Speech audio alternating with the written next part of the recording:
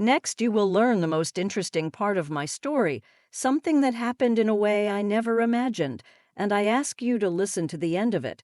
It's a confession, an unraveling of emotions that I've kept in my heart for a long time, something that still lurks in the quiet corners of my mind, especially when it starts to rain. Last summer, my nephew Luca came to visit me for a few weeks. He had just turned 23, a young man full of energy, adventure, and that curiosity that reminds you that you are standing on the threshold of life. The last time I hadn't seen Luca for several years, he was still a teenager with awkward smiles and limbs that were too long. But now he was a man, his confidence was an unexpected quality, and those very boyish grins had been replaced by something deeper that I honestly couldn't ignore.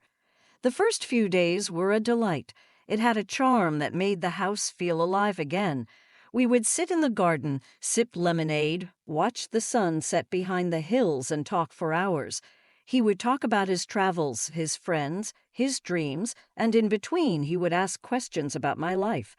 Questions that at first seemed innocently curious, but gradually began to break through the walls I had built around my feelings over the years. I didn't mind this attention. In fact, I felt something long forgotten awaken in me, a warmth, a desire to be noticed, an intimacy that made me hungry for more. It was after one of those evenings, when the rain began to pound hard on the roof, that I noticed he was following me. I was walking down the narrow hallway to my bedroom, the familiar smell of rain wafting through the open windows, when I heard footsteps behind me.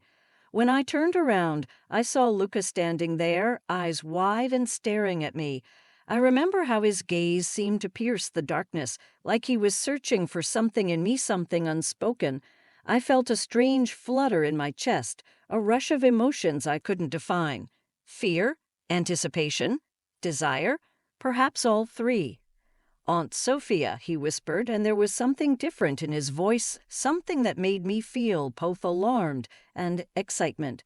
My heart raced, my skin flushed. I tried to pull myself together and speak in a tone that wouldn't give away the storm raging inside me. "Luca, it's late.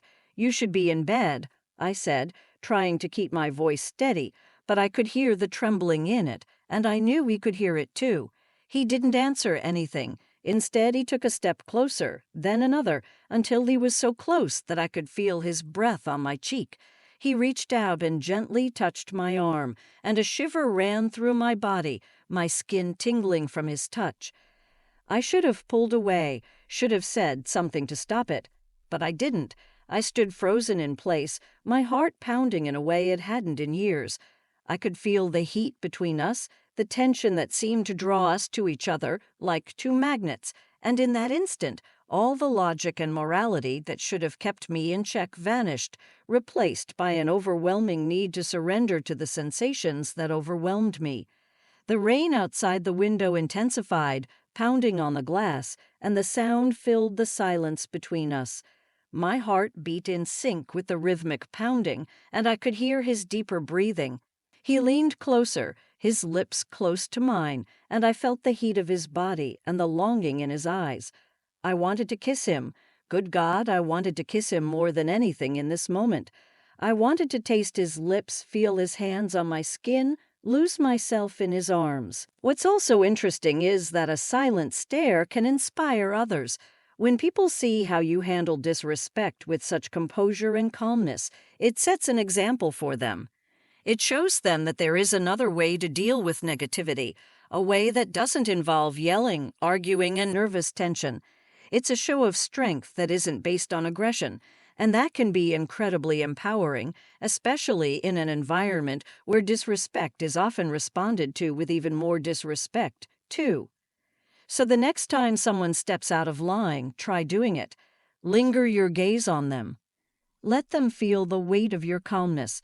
Let them know that you are not playing their game, that you are not moved by their attempts to undermine you. You will be amazed at how quickly the balance of power will shift and how much stronger you will feel. You'll find that not only will others begin to respect you more, but you yourself will begin to respect yourself more deeply. You will begin to realize that no words or actions of others can diminish your worth unless you yourself allow it.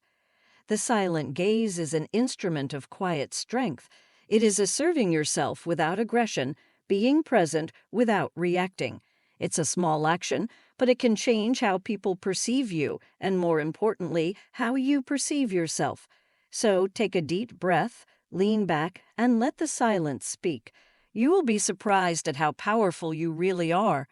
Remember that strength doesn't always come from the loudest voice in the room. Sometimes it comes from someone who knows how to stand their ground in silence, who can weather the storm without being shaken. The silent stare is your way of showing that you are exactly that person, unwavering, confident, and in control. So go ahead and give it a try. You may discover a new level of inner strength you didn't even know you had.